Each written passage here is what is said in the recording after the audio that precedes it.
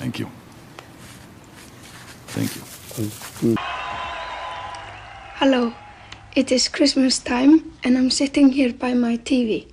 I've been watching it very much lately because I'm on a holiday and I've been seeing all those programs about all sorts of things, about Icelandics being very happy about Christmas, very gay and also very serious and spiritual, and also seeing Icelandic comic people making jokes, which they are very good at. But now I'm curious. I've switched the TV off, and now I want to see how it operates, how it can put me into all those weird situations. So it's about time.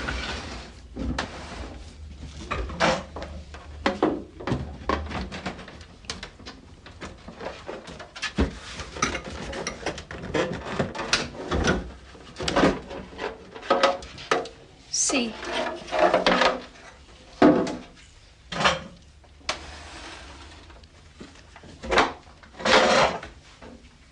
This is what it looks like. Look at this. This looks like a city, like a little model of a city. And all the houses which are here, and streets. This is maybe an elevator to go up there. And here are all the wires. These wires. They really take care of all the electrons when they come through here.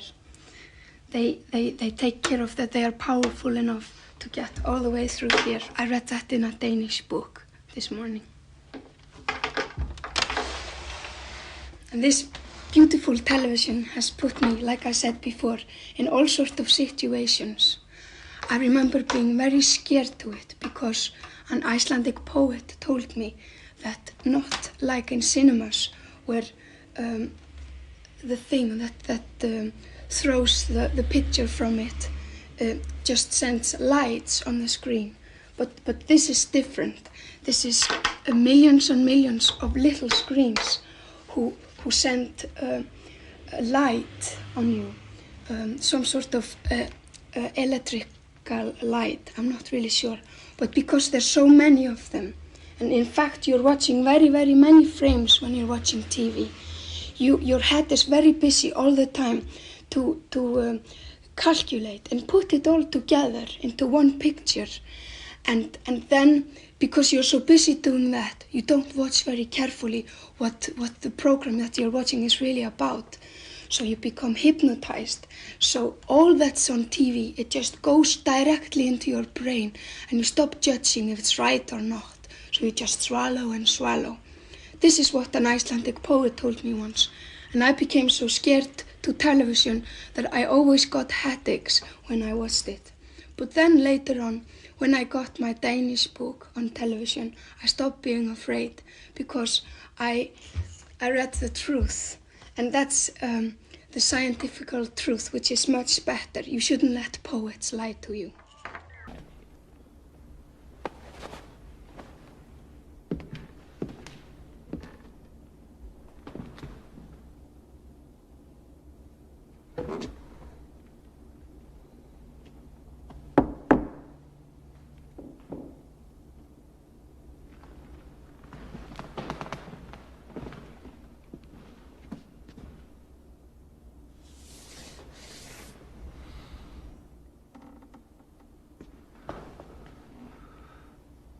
You have mice.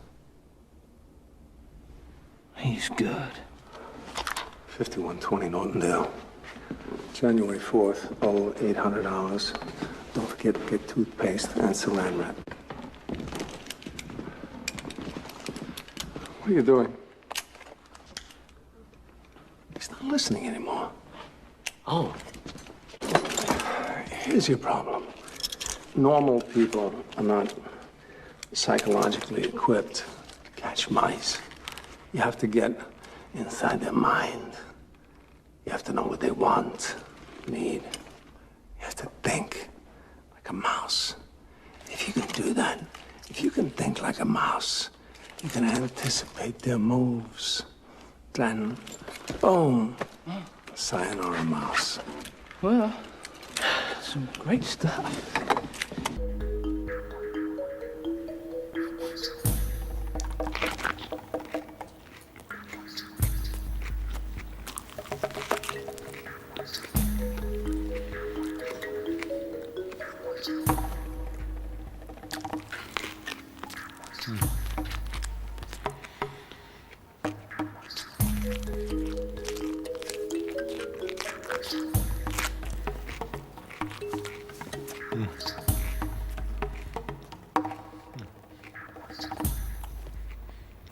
Your produce alone has been worth the trip.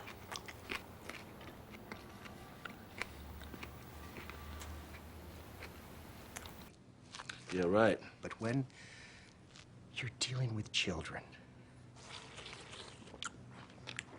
they have a tender sensibility, and you are in a position of trust. I think perhaps someone who... Yeah.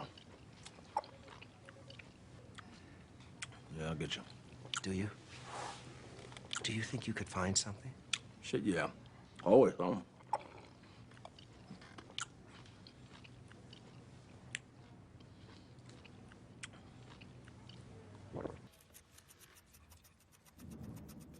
Could you stop that? That nurse, maybe she had kids, huh? A husband. Just trying to make ends meet. Lead a normal life. And it says in your file that you tore her face off, didn't you? Congratulations, no more normal for her, not ever again, no. Do you know what she was afraid of? You.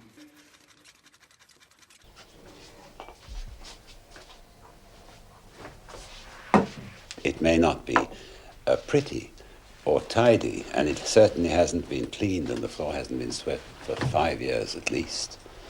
So it's full of everything. The only thing I did remove about 2 years ago, we had a goat that got in, and there was some goat droppings on the floor, and I thought, well, I better get a dustpan and sweep those up, and I did.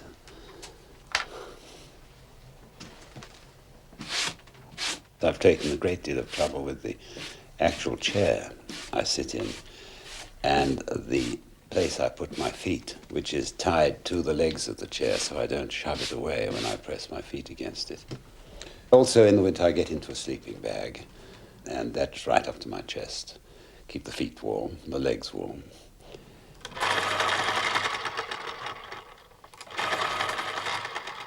And I always use 6 pencils, and they always have to be sharpened before I start. Finally, you get settled. You get into a sort of nest and get really comfortable. And then you're away. The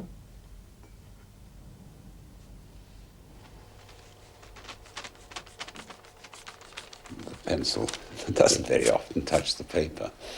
It's looking and musing and correcting, and then you do a little writing, and in the end you get something done. But your concentration is fairly intense. You're lost. You're into this world of the story that you happen to be doing. It's terrifically demanding, you know. What do I write? 4.5 hours a day. So a quarter of my waking hours, I am completely immersed in a dotty world of fantasy. And you come out, you know, in a kind of moony state. You mustn't expect it to be tidy in here. It's never swept out or dusted because no one's allowed to come up here to do that. I'm the only person who ever comes in to my little work hut. And every morning I sit down and I get myself really comfortable like this. That is the right slope for my writing board, which I put there. Put my light on. I sharpen my pencils first. This funny little thing that I've had for years. It always works. I put them in that. pour myself a bit of coffee.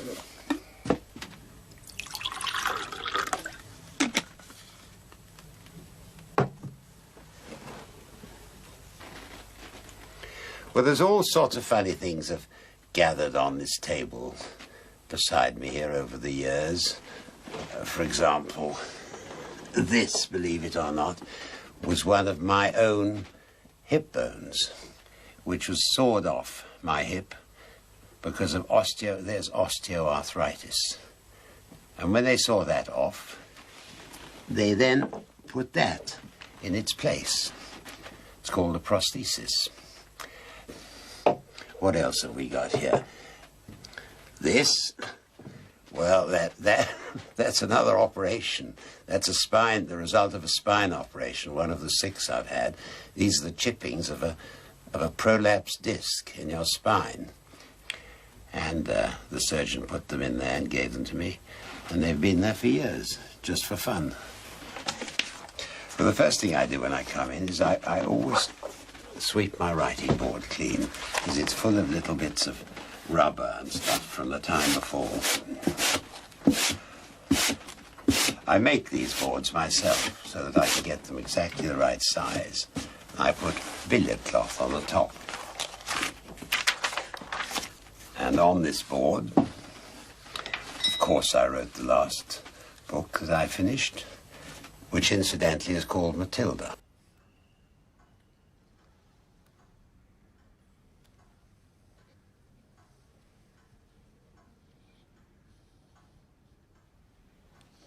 Beautiful baby, your nephew. Oh, thank you, Holy Father.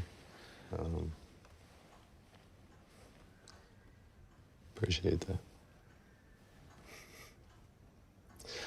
Oh, sorry. I brought a gift for you, a painting that I did. Thank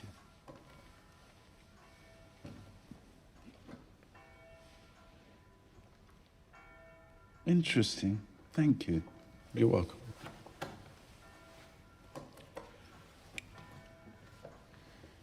So,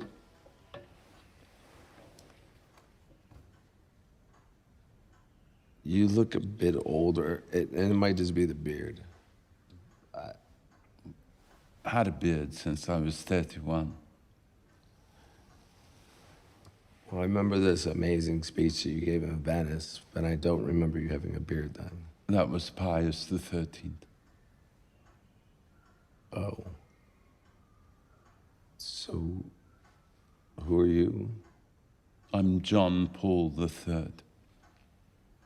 Oh. Oh. Oh. Please forgive me, Holy Father. You gotta understand, I've been in the studio holed up for months, and I don't really keep track of the news, so... What helps? Potassium phosphate mixed with a capsule of Zablon. So you're quite the pharmaceutical adventurer. So you're not Pius the 13th? No, I'm the new pope. May I ask what happened to the old pope? He's in coma. And he had a successor, Francis II, and he died.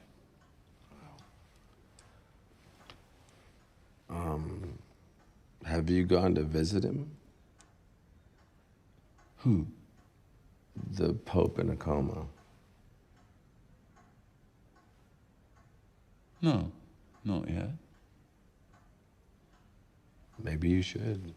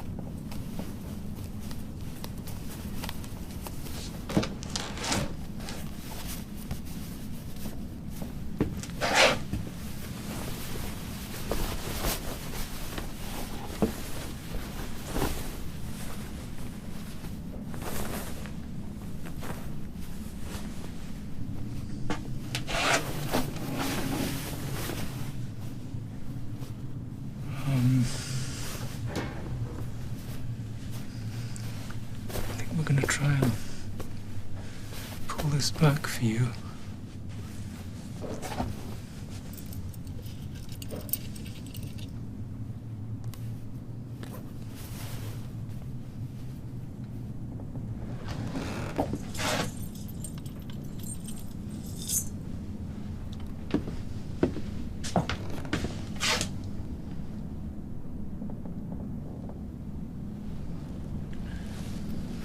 Pretty good. One moment.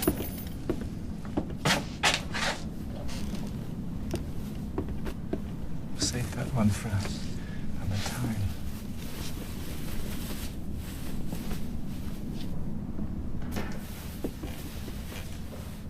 Quite nice. But,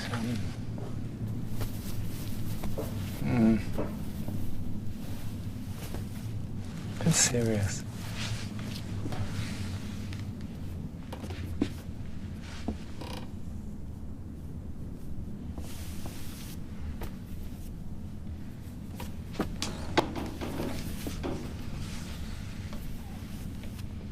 This one. Do you like it? Yeah. It's very good.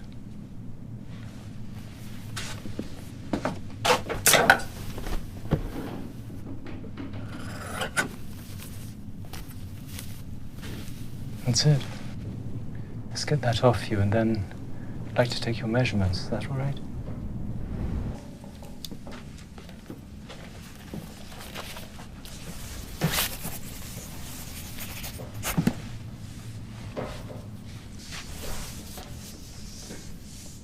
32, 30, 31,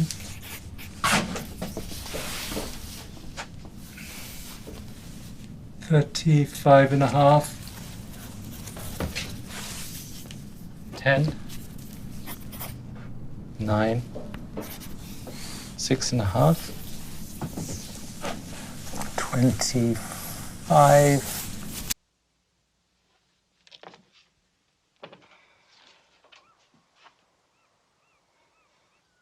What was so funny with them? They just think you're strange. Why, because I'm an American? No. No. Just strange. You think I'm strange? Occasionally. You act like you're 14. I am. Want to try for 12? How about 8? I freak out for 8-year-olds.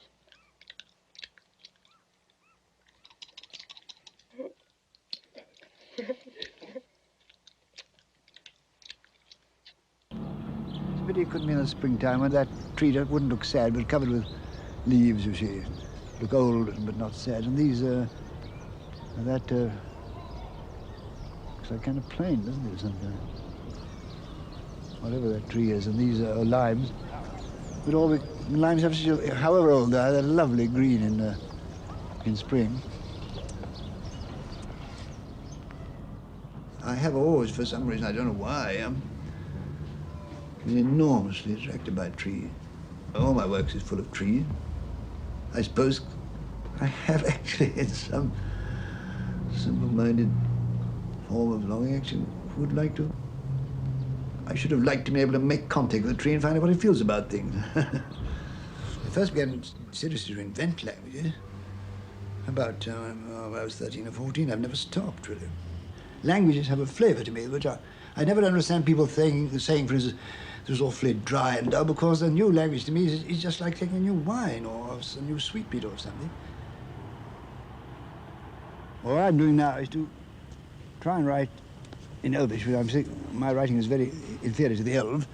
Their standard greeting when meeting, a star shines upon our meeting.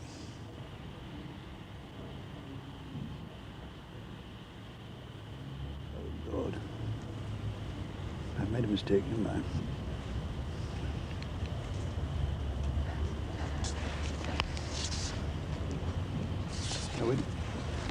And that stands for Ellen, Sila, Lumen, Aumenti Elvo. It's a rather beautiful language, I think.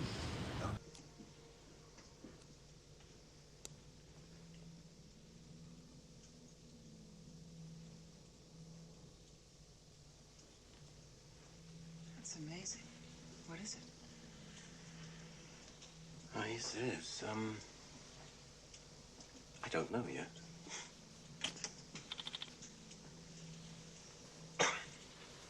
Did you want something? Yes, I had a little talk. How's Kane? He's holding, no changes. And, our guest? Oh. Hmm? Well, as I said, I'm still collating, actually, but I have confirmed that he's got an outer layer of protein polysaccharides. He has a funny habit of shedding his cells and replacing them with polarized silicon, which gives him a prolonged resistance to adverse environmental conditions. Is that nothing? That's funny. What does it mean? Please don't do that. Thank you. I'm sorry. Well, it's an interesting combination of elements, making him a tough little son of a bitch. And you let him in. I was obeying a direct order, remember? Ash, when Dallas and Kane are off the ship, I'm senior officer. Oh, yes, I forgot. You also forgot the Science Division's basic quarantine law. No, that I didn't forget. Oh, I see. You just broke it. Huh? Look, what would you have done with Kane? Hmm? You know his only chance of survival was to get him in here. Unfortunately, by breaking quarantine, you risk everybody's life. Maybe I should have left him outside. Maybe I've jeopardized the rest of us, but it was a risk I was willing to take. It's a pretty big risk for a science officer. It's not exactly out of the manual, is it? I do take my responsibilities as seriously as you know. You do your job, and let me do mine, yes?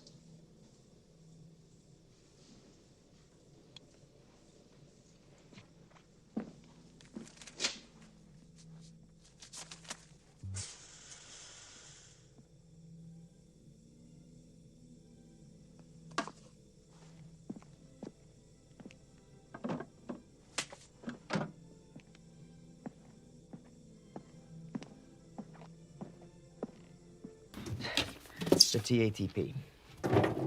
No problems. Inquiries? Nope. All good.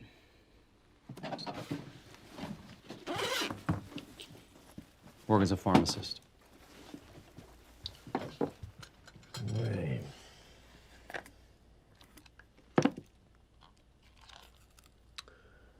These crystals seem a bit small. Smells about right. Oh, okay, let's test it. We just got this in. Now, these are fiberglass. Very lifelike. See the way they color them. Just a little touch of yellow, so they blend in better. How much? Those are $19.95.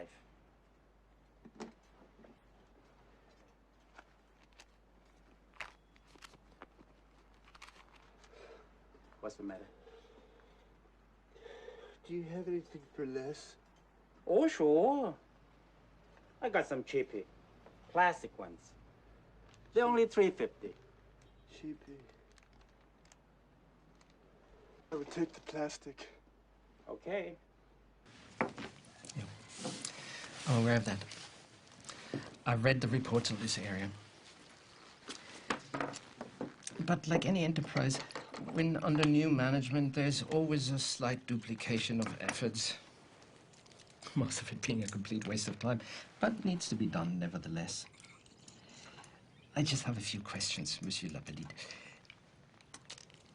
If you can assist me with answers, my department can close a file on your family.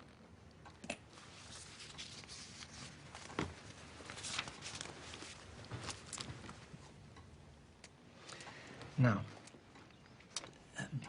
Before the occupation, there were 4 Jewish families in this area, all dairy farmers like yourself. The Dolarac, the Roland, the Lavitte, and the Dreyfuses. Is that correct? To my knowledge, those were the Jewish families among the dairy farmers. Nicolas, would it disturb you if I smoked my pipe? Oh, please, Monsieur Lapetit, this is your house. Make yourself comfortable.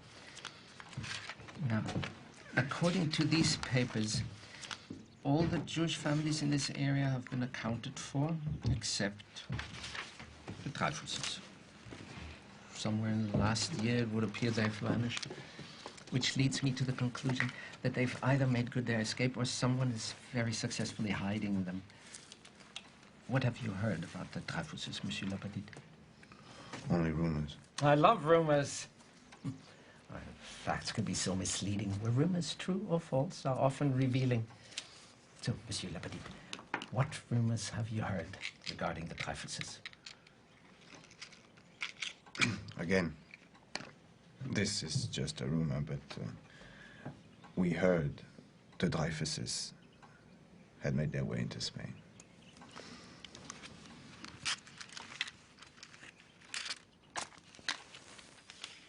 So the rumors you've heard have been of escape?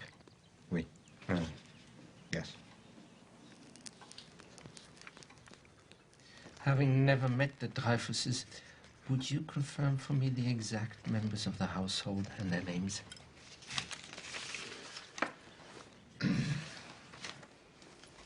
There were 5 of them. The father, Jacob, wife, Miriam, and her brother, Bob.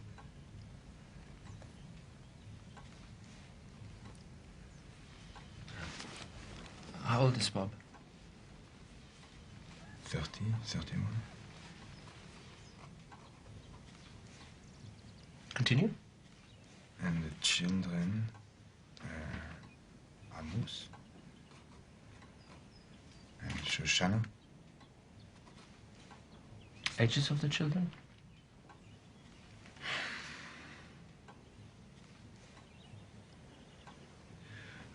Amos was 9 or 10.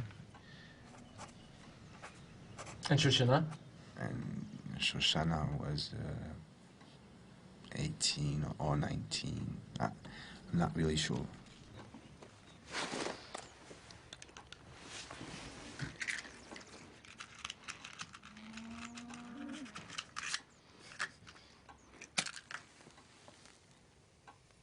Now, my job dictates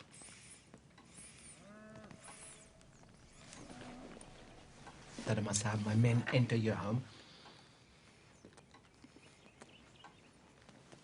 and conduct a thorough search before I can officially cross your family's name off my list. And if there are any irregularities to be found, rest assured there will be. That is unless you have something to tell me that makes the conducting of a search unnecessary.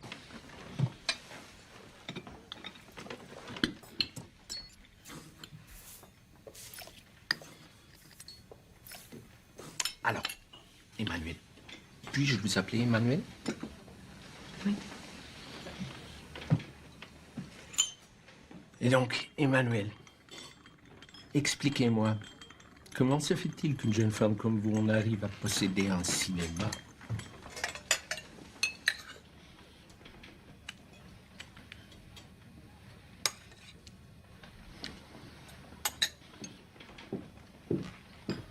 Après vous.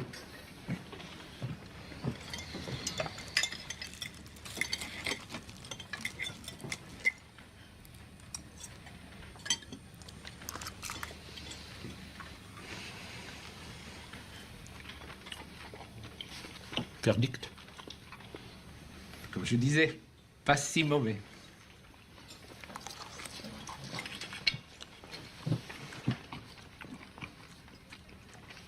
Vous commenciez à expliquer l'origine de votre possession du cinéma. À l'origine, le cinéma appartenait à ma tante et à mon oncle. Comment s'appelait-il? Jean-Pierre et Adam mieux. Où sont-ils à présent? Mon oncle a été tué pendant la Blindstring. Oh, navré. Continuez.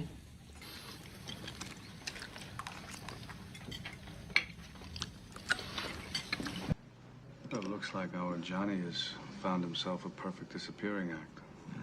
Seems so. Well, you know what they say about slugs. No, what do they say about slugs? They always leave slime in their tracks.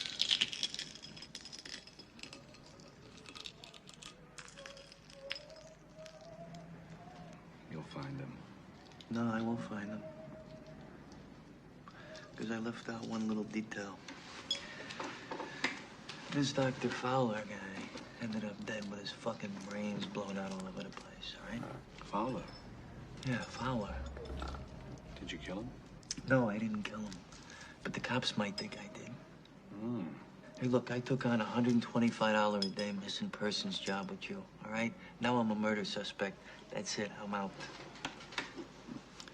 Such are the hazards of your profession, Mr. Angel. If the fee bothers you, we can have it adjusted. No, Cypher, you bother me. Listen, the closest I ever come to death is standing on the corner on 2nd Avenue watching the stiffs go by in the hearse, all right? That's the way I like it. Are you afraid? Yeah, I'm afraid. I'll instruct my lawyer immediately to send you a check for $5,000. If you don't want the job, I'll engage someone else.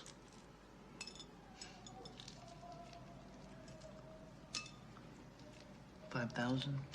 5,000. You must want this Johnny pretty bad, huh? I don't like messy accounts.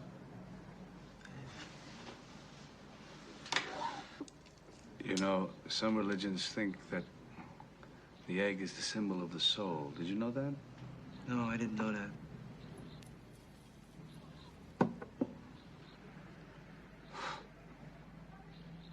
Would you like an egg?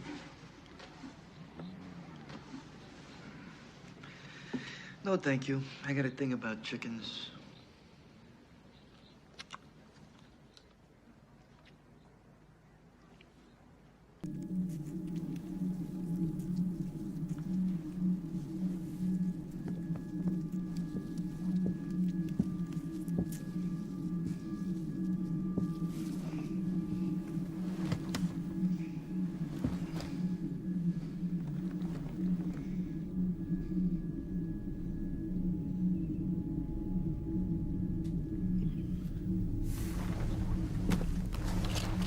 Well, Martin, I have your Ventolin.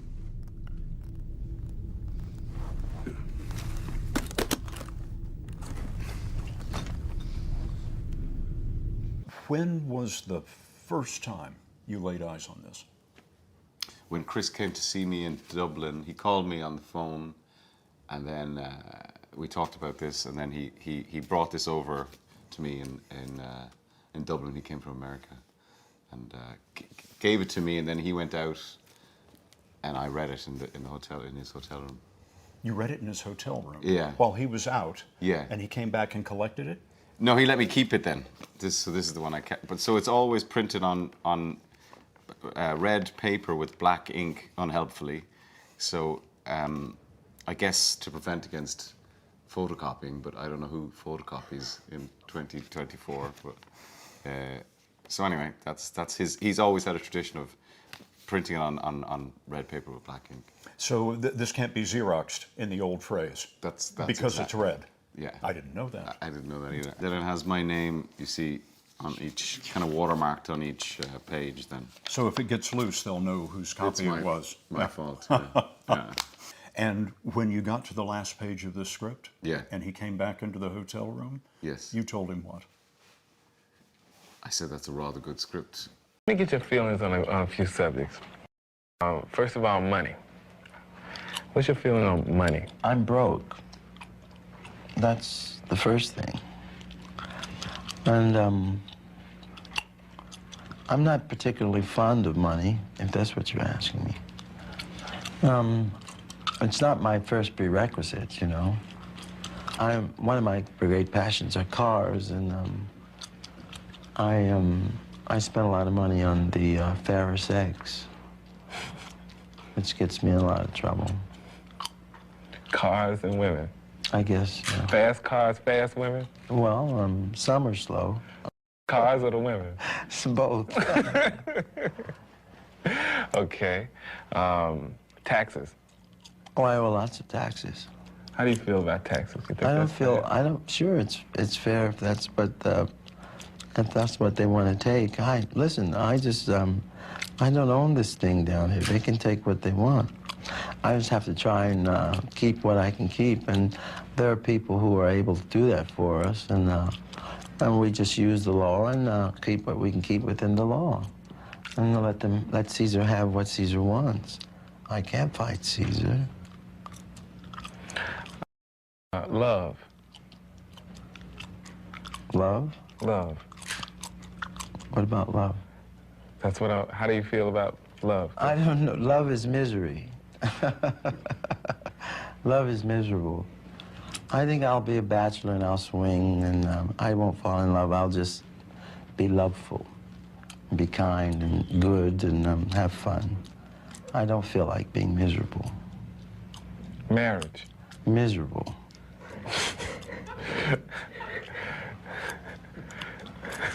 Miserable. Except you find the right that is your soulmate, and that takes a lot of looking. I'll never marry again until I know I'm ready, and that I have the right lady, and the right consciousness, and a good girl. Girl who don't fool around too much and all that stuff, you know? Sex. Sex? Oh, God. Sex is marvelous. Love is miserable. And marriage is miserable. And sex is great. Yeah, that's about right for me right now. No, there is quite a separation between the two as far as I'm concerned. I think that sex is really sex and love is love, and if you happen to love the person that you're having sex with, that's tremendous, but I really see a complete separation in the two, that they're totally unrelated to me. Chewing gum. I love it. I did this on the Grammys, I heard. I did it, blew a big bubble. I was nervous because I didn't know if I'd win or not, and I was just blowing sort of this bubble, you know. Somebody said, Jesus, you got this blob of gum on TV. Most terrible thing we've ever seen. It's awful, huh? Well, if you like for me to stop, if it's a bug. No, actually, I knew you were going to be chewing, and I didn't want you to feel all alone. You brought me a package, huh? Or are you going to chew with me? I'll chew with you. Bless your heart. You don't want to chew alone. You need a fresh stick. No. Actually, I've got this habit. I could never figure where to store it. Thank you. So my dad sort of stores it behind his ear here. And when I need a quick, you know, I always store it behind there, and I can How's the flavor when it comes back? Well, it's good because I keep my ears very clean for that purpose.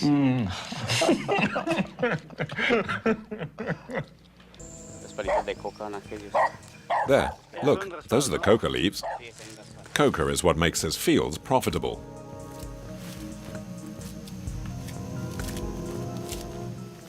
See those cocoa leaves? I've got 10, 20,000 of them, but they bring in just enough to feed us. So the cocoa isn't enough? It's not enough.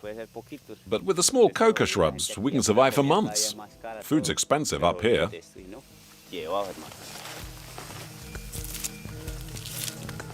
Pablo's workers come from the neighboring villages.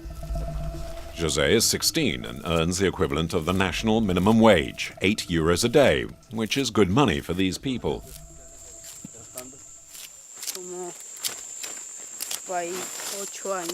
I've been working with my family here for 8 years.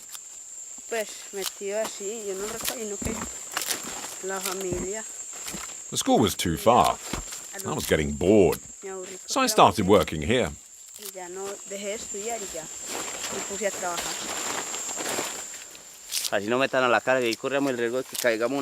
I might go to prison for doing this, but I have no choice. If you steal, you'll be killed. If you look for work, well, there isn't any.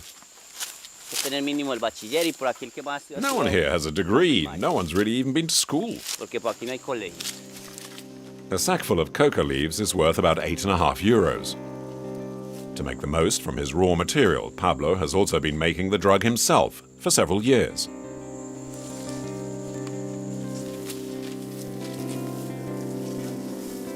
After the leaves have been collected, the farmer becomes a chemist. He sends his workers to fetch what is needed to make the drug. Okay, guys, so buy some petrol with this and get a jar of drain cleaner at the gas station too. Do you want 5 kilos of cement? Yes, that's it. Do you need diesel? No, petrol.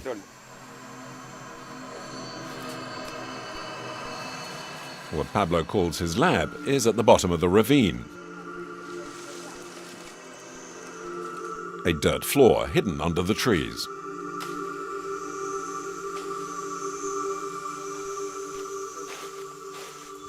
The transformation can get underway.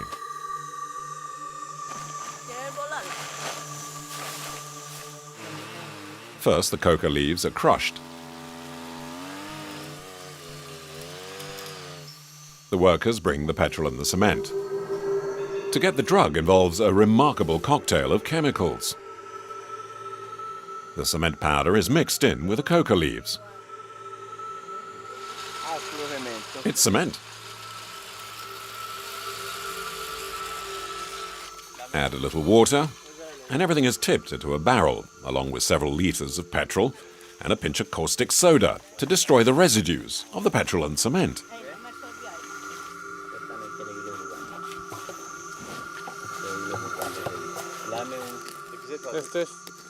This is caustic soda. It's very dangerous. It can burn through your skin. It's very dangerous. The mixture is left to marinate in the barrel for 2 hours.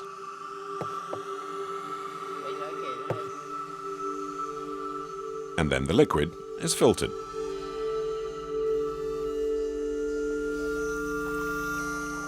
To prevent a chemical reaction between the caustic soda and the petrol, Pablo adds another toxic product.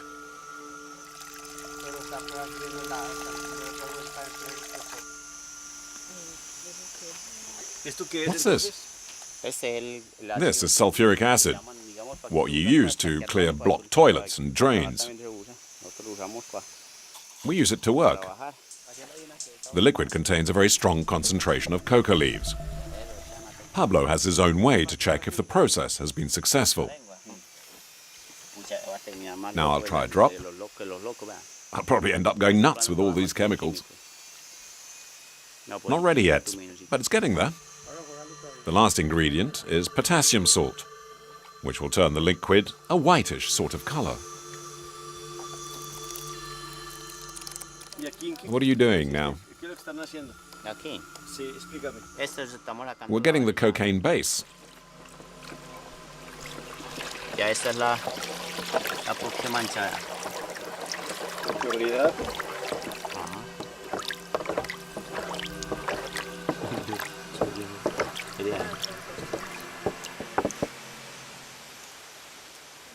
It smells pure. The liquid needs to be turned into powder. It's quite easy. Just needs to cook for a few seconds.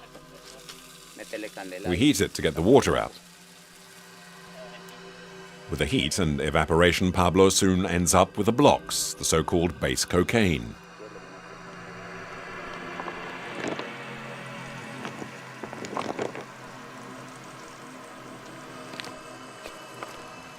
This is what we call coca paste. It's pure cocaine. The real thing. Everyone would want this.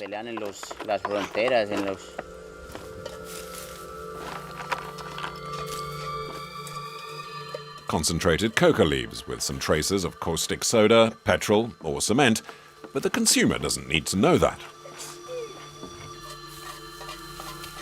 There's one final stage, to turn it into a fine powder, and that's in the microwave. But Pablo doesn't want this part filmed. In just a few hours, his €8.50 sacks of coca leaves have been transformed into a white powder that's worth some 20 times more.